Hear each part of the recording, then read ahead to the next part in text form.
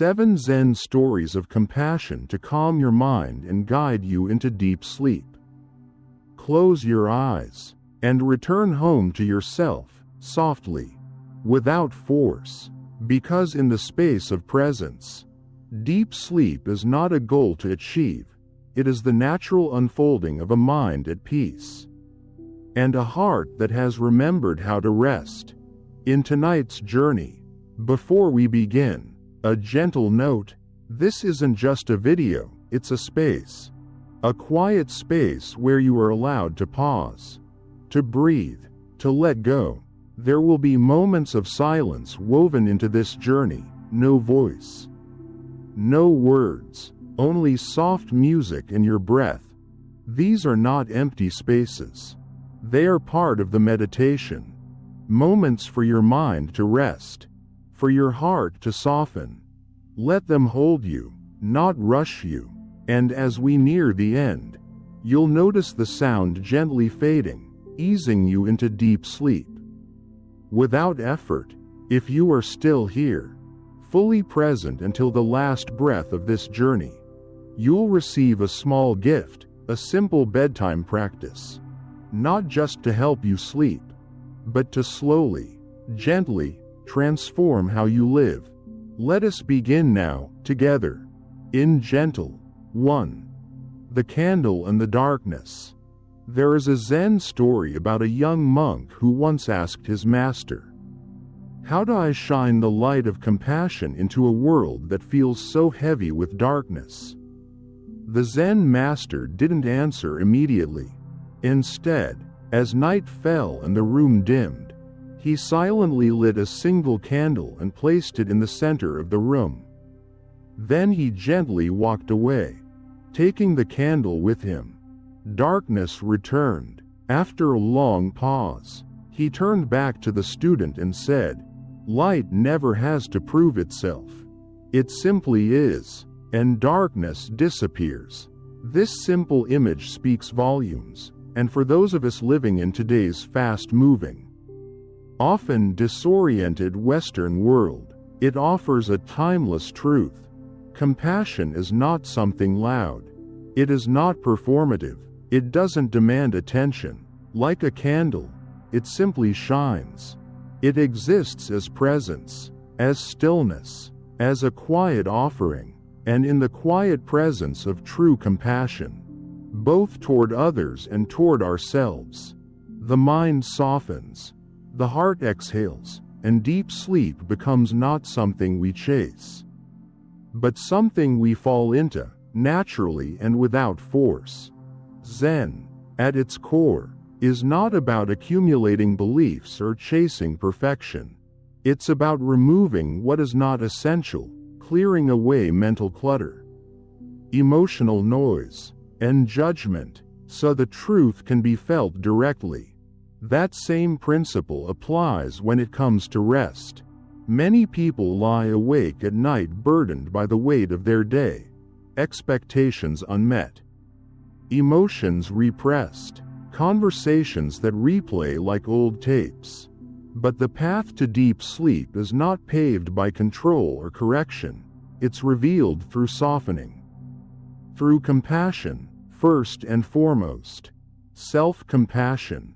Psychologist Dr. Kristin Neff, a leading researcher on self-compassion, writes that self-compassion involves treating yourself with the same kindness, concern, and support you would show to a good friend. In a Zen context, this is precisely what we are invited to do before sleep: to sit with ourselves without judgment, to recognize the exhaustion behind our restlessness, and to simply be with what is, no pushing, no fixing, only being. When we offer this presence to ourselves, we become the candle. The darkness, anxiety, tension, overthinking doesn't need to be fought. It simply recedes in the presence of stillness. As Zen master Thich Nhat Hanh once said, "When you love someone, the best thing you can offer is your presence. How can you love if you are not there?" This teaching doesn't just apply to others, it applies to how we care for our inner world. 2. So tonight, when you prepare for bed, let your ritual be simple. Light a candle if it helps, not for its flame, but for what it symbolizes, the quiet, unwavering compassion that lives in you. Let that be enough.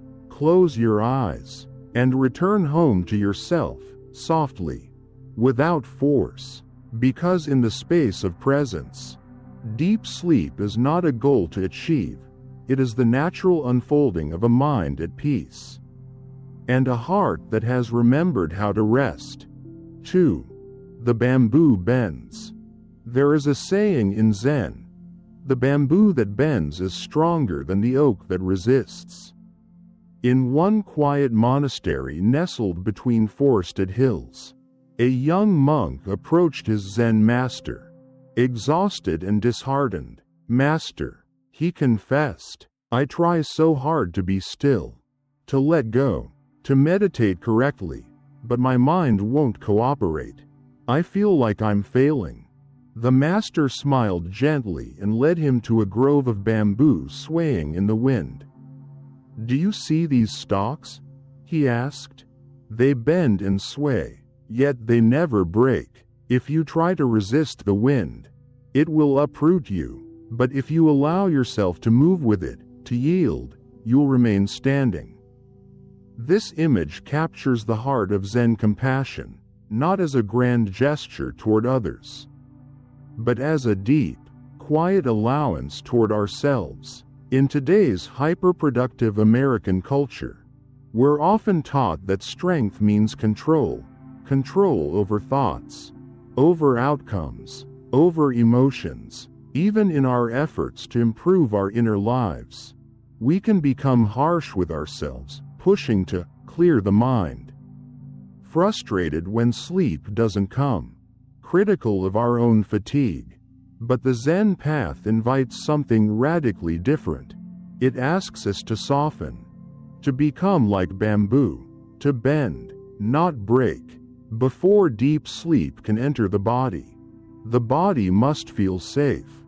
Before the mind can settle, it must feel accepted. True rest, not just physical, but emotional and spiritual, requires that we meet ourselves not with striving, but with softness. Dr. Tara Brach, a clinical psychologist and meditation teacher, speaks often about what she calls radical acceptance, a kind of inner embracing that says, "This too belongs." Whether it's anxiety, sorrow, racing thoughts, or restlessness, when we stop resisting what arises, we begin to make peace with it. And in that peace, the doorway to deep sleep gently opens. Think of how many nights are spent in silent struggle, tossing in bed, mentally negotiating with ourselves. "I need to sleep now. Why can't I stop thinking? What's wrong with me?" But what if, instead of resisting, we allowed? What if we said, "It's okay that I'm restless. It's okay that my thoughts are active. I can be tired and still be whole." Just as the bamboo bows in the wind and rises again, we too can yield without collapse. Zen master Shunryu Suzuki once said, "You are perfect just as you are, and you could use a little improvement." The paradox makes us smile, but it also holds a great truth. We don't need to fix ourselves to rest. We only need to be gentle enough to let go of fixing, even just for tonight. So the next time you lie down, instead of trying to silence the mind, try offering it comfort. Let your breath be the breeze, your body the bamboo. Allow your thoughts to move, to sway, to pass. You don't need to be still, you only need to be soft. And in that softness, deep sleep will come, not as a reward, but as a return to the natural rhythm of who you are when nothing is forced. 3. The man carrying a woman's pain. In a remote Zen monastery during a season of early snow, a woman came seeking help. Her child had died unexpectedly, and no words could ease the weight in her chest. Monks offered prayers, advice, even poetry, yet nothing could reach her grief. Finally, she was sent to an old Zen master known not for his words, but his silence. When she arrived, disheveled and hollow-eyed, he simply bowed and invited her to sit beside him on the stone bench overlooking the Pine Valley. They sat without speaking for 3 days. No explanations, no teachings. On the third morning, she finally wept, not softly, but deeply, freely. When she finished, she whispered, "No one ever listened to my silence before." The Zen master said nothing. He only placed his hand gently over hers and closed his eyes. This story is not about loss, though it begins with it. It is about presence, and in our modern lives, where connection is often mistaken for communication, presence has become rare. Most people don't need more advice, they need to be seen, heard, and accepted exactly as they are. Not analyzed, not fixed, not improved, just held, quietly, as they unravel. So what does this have to do with deep sleep? Everything. Because long after the emails are closed, the lights are off, and the world quiets down, a deeper noise begins to rise, the unheard parts of ourselves. The parts that didn't get space to speak during the day. The grief that was ignored. The stress that was numbed. The fears that were smiled through. When these parts go unlistened to, they don't disappear, they linger, whispering into the edges of our consciousness, pulling us from rest. Zen teaches us that true compassion begins not with fixing others, but with learning to sit with discomfort, our own and theirs. This is also the beginning of inner healing.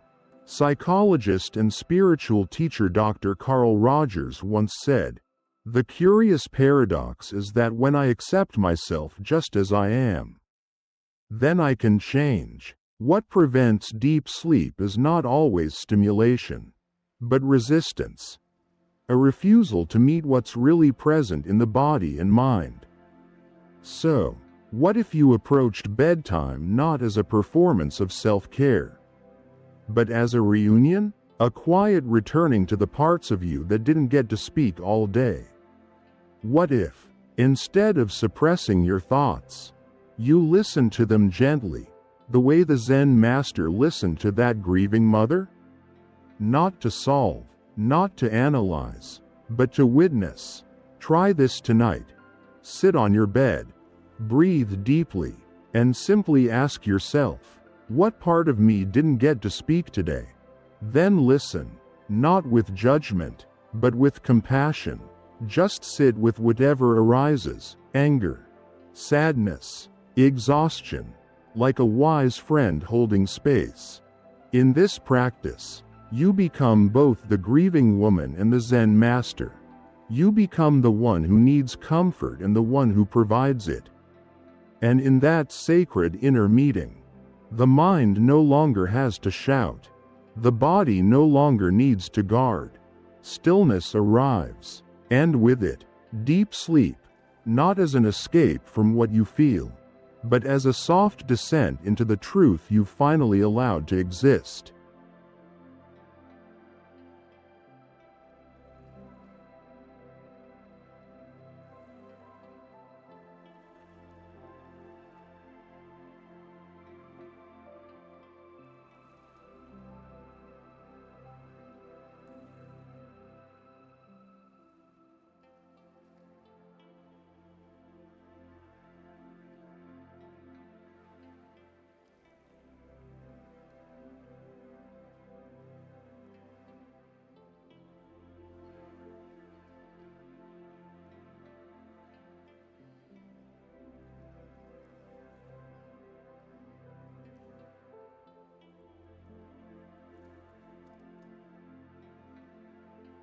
4. The feather in the wind. In the quiet courtyard of a Zen temple perched on a windy hill, a student sat with furrowed brows, his eyes full of concern. "Master," he said, "I try so hard to control my thoughts, to clear my mind, to be calm, but the more I try, the more restless I feel. At night, I lie awake planning, worrying, thinking. I can't let go." The Zen master said nothing. Instead, he plucked a small feather from the ground, held it in his hand for a moment, then released it into the breeze.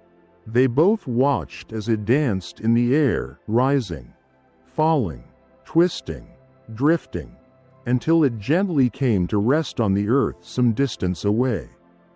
The master finally spoke. The feather didn't try to land. It just stopped resisting the wind. That small, seemingly simple image holds a profound teaching for our restless, overscheduled modern minds, especially in the Western world, where ambition, structure, and productivity are praised. Many people unconsciously carry these patterns into their nighttime hours.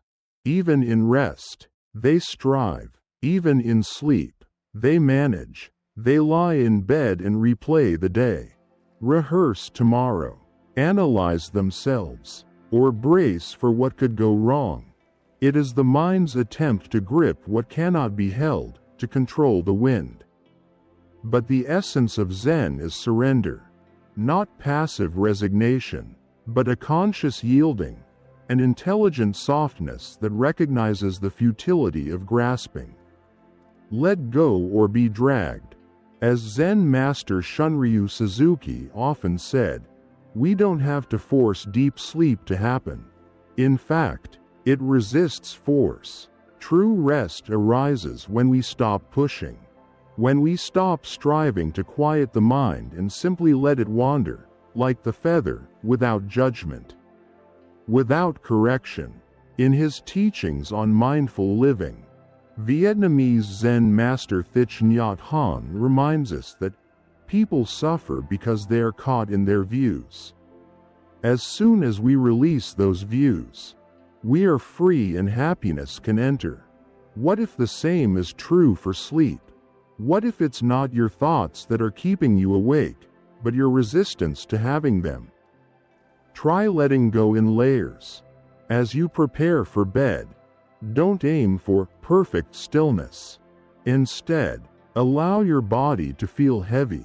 Let your mind float. Let your breath slow on its own. Observe your thoughts like you would watch clouds in the sky, there, but not needing to be changed. You are the sky, not the clouds. You are the wind, not the feather. And when you remember that, you become both, vast enough to hold everything, light enough to rest in it. There is a kind of compassion in surrender, a deep kindness we rarely offer ourselves. It says, you don't have to hold it all. You don't have to figure it out tonight. It trusts that the world will continue turning, even if you let go for a few hours. And that trust, not control, is what invites deep sleep to come. Not as an achievement, but as a return to simplicity, a return to breath, a return to who you are when striving ends. Tonight, become the feather, let the wind guide you, and when you land, you will not fall. You will float into peace, into silence, into the deep sleep that awaits when control is finally set down. 5. The master who slept during war. The story is told of a Zen master who lived in a small village during a time of great unrest. Armies had begun to march across the land, and fear swept through the people like wildfire. One evening, the students in the monastery rushed into the master's room, breathless with panic. They are coming, they said. We must leave. We must hide. War is upon us. The master, already lying down on his mat, simply turned and looked at them. Then he pulled the blanket over his chest and closed his eyes. "Tomorrow," he said softly, "we can move, but tonight, we sleep." To those untrained in the inner disciplines of Zen, this might seem like apathy, but in truth, it was deep wisdom. The master was not ignorant of danger. He simply refused to surrender his peace before it was truly taken. In a world where fear commands our every motion, where anxiety is dressed as responsibility, and sleep is often sacrificed on the altar of preparation, the decision to rest in the face of uncertainty is not weakness. It is spiritual strength. In modern American life, anxiety has become so common it often feels invisible, baked into the pace of daily routines. Social pressures, economic concerns, and endless streams of information. Many go to bed exhausted, yet unable to sleep, not because of immediate threat, but because of an unresolved loop of thought. What if? What next? What haven't I done? These thoughts, while understandable, rarely produce clarity, only more exhaustion. And yet, like the Zen master, we too can learn to rest in the middle of the unknown. Deep sleep does not come when we convince ourselves that everything is under control. It comes when we realize that control was never the point, presence is. War might come, tasks may remain unfinished, the future may be uncertain, but peace can still be chosen now. As the psychologist and mindfulness teacher Dr. John Kabat-Zinn puts it, you can't stop the waves, but you can learn to surf.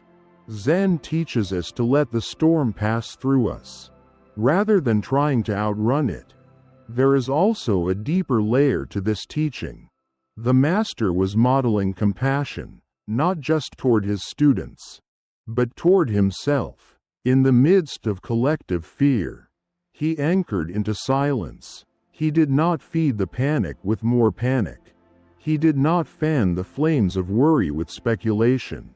Instead, he allowed the body to lie down.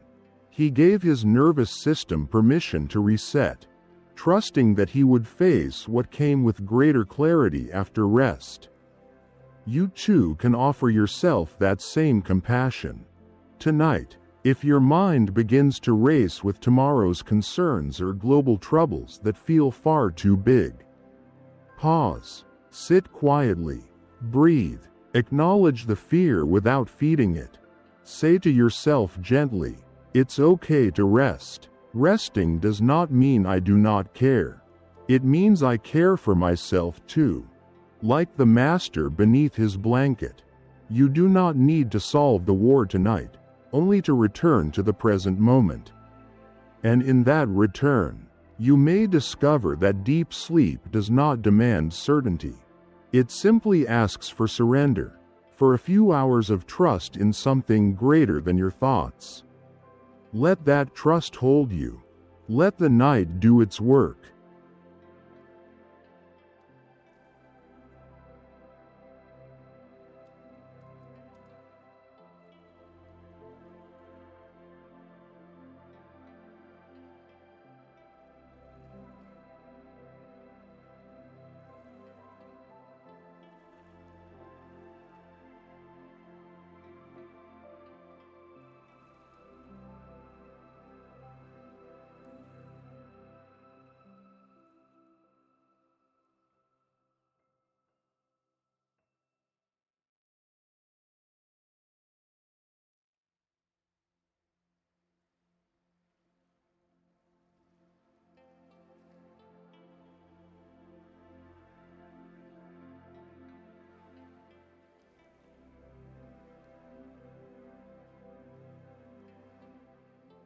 Six. The bowl of water. In a quiet monastery tucked between mountains, a young monk approached his Zen master. Frustration etched across his face. "I can't sleep," he said. "Each night I lie in bed, and my mind won't stop spinning. I try to calm down, but it only gets worse." The master said nothing. Instead, he handed the monk a porcelain bowl filled to the brim with water.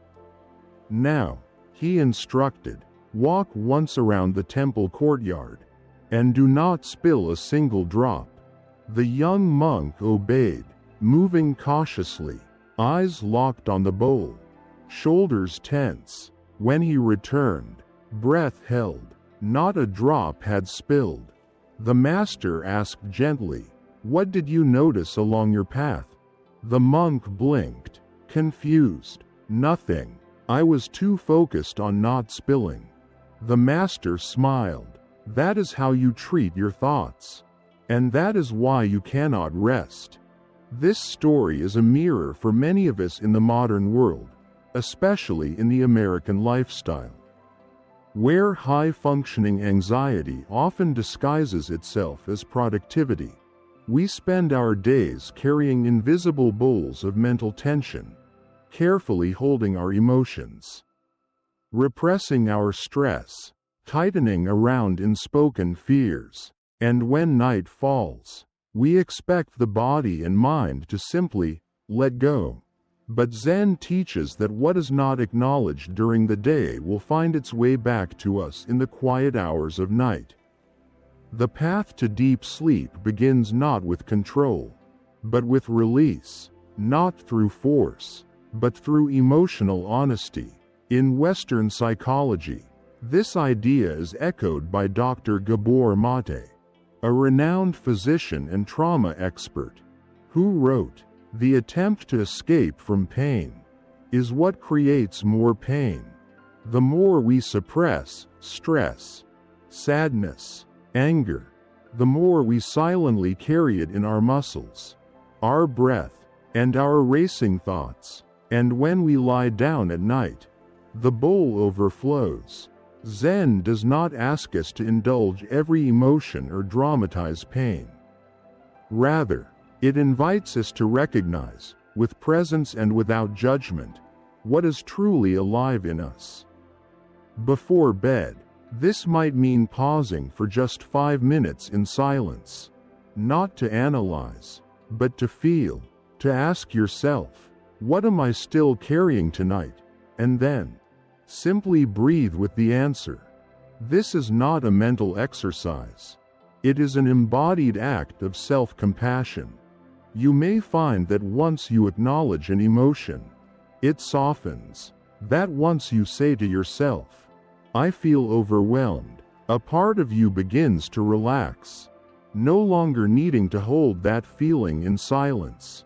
In this way, rest becomes not an escape from the day, but a continuation of inner truth, the body and mind finally allowed to synchronize. The Zen master didn't punish the student for his effort. He only pointed out that in focusing so hard on not spilling, the student missed everything along the path. We do the same with our thoughts. We grip them so tightly, trying not to feel, not to fail, not to fall apart, that we forget the world is still turning, and that our bodies are still asking to be heard. Tonight, before you seek deep sleep, set the bowl down, not because nothing matters, but because you finally trust that peace can hold what you no longer need to carry. Let the breath move freely. Let your emotions pass through like wind. Let the water of your being ripple, then settle. And in that stillness, sleep will come, not because you demanded it, but because you made space for it. 7. The silent hug. In a quiet village near Kyoto, a wandering Zen master was invited to visit an orphanage. Among the children there was a boy who hadn't spoken for weeks since the sudden loss of his mother. Teachers, doctors, and even monks had tried to reach him through words, encouragement, and logic, but nothing seemed to open his heart.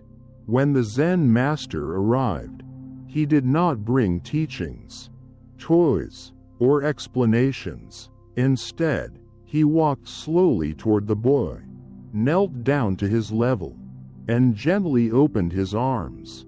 The child hesitated. Then, almost instinctively, he stepped forward and folded into the master's embrace. He trembled, then cried, then fell asleep, right there, still held in the arms of compassion. No lesson was spoken, but healing had begun. This story is not meant to be sentimental. It is a reflection of something we've all experienced and often forget: the power of true presence, a presence so whole, so unguarded, that it becomes medicine. In our fast-paced American lives filled with screens, schedules, and self-improvement plans, we often overlook what actually nourishes the soul. It is not the cleverness of advice or the beauty of philosophy, but the quiet kindness of being fully with what is, without distraction, without needing to fix it. Zen is not about changing the world outside. It is about shifting the way we meet the world within. And often, the most transformative act is simply to be still, to become the silent hug for ourselves at the end of each day. Deep sleep begins with this gesture, the inward embrace of all that we are: tired, uncertain, hopeful, imperfect, worthy. Psychologist Dr. Peter Levine, a pioneer in trauma healing, observed that the body is the portal to healing, not the mind alone. When we lie in bed at night, if we can meet ourselves with the same warmth we'd offer a grieving child, something inside us begins to soften. Anxiety loses its grip, restlessness finds a rhythm, and the nervous system, which has been defending us all day, finally receives the message: you are safe now. You can rest. Let this be your final practice before sleep. Place your hand gently over your heart. Breathe deeply. Whisper inwardly, I'm here. It's okay now. Imagine you are holding yourself the way the Zen master held that child, not to fix anything, but to honor what is. With that, surrender the day. Let the night carry you. If this story touched something in you, a memory, a longing, or a quiet recognition, know that this journey of stillness is just beginning. At Buddhism in You, we share sacred stories and real practices to help you nurture your inner peace, restore balance in your daily life, and live with deeper clarity and compassion. If you are still here, at the end of this video, here is your reward: a practice to bring Zen compassion into your waking life. Daily practice: the silent hug ritual. Before bed tonight, and each night for the next 7 days, sit on the edge of your bed. Place one hand over your heart, the other on your belly. Breathe slowly and say out loud, or silently, I honor my efforts. I accept my feelings. I welcome rest. Then, visualize holding your inner child, or your tired adult self, in a silent hug. No need to force silence. Just be with yourself fully for 2 minutes. Over time, this practice will teach your nervous system that it's okay to release, okay to rest, okay to receive. Regular practice will help you transform your own life for the better. Let this become more than words. Let it become the way you live, the way you sleep, the way you return to yourself every night. See you tomorrow night, here.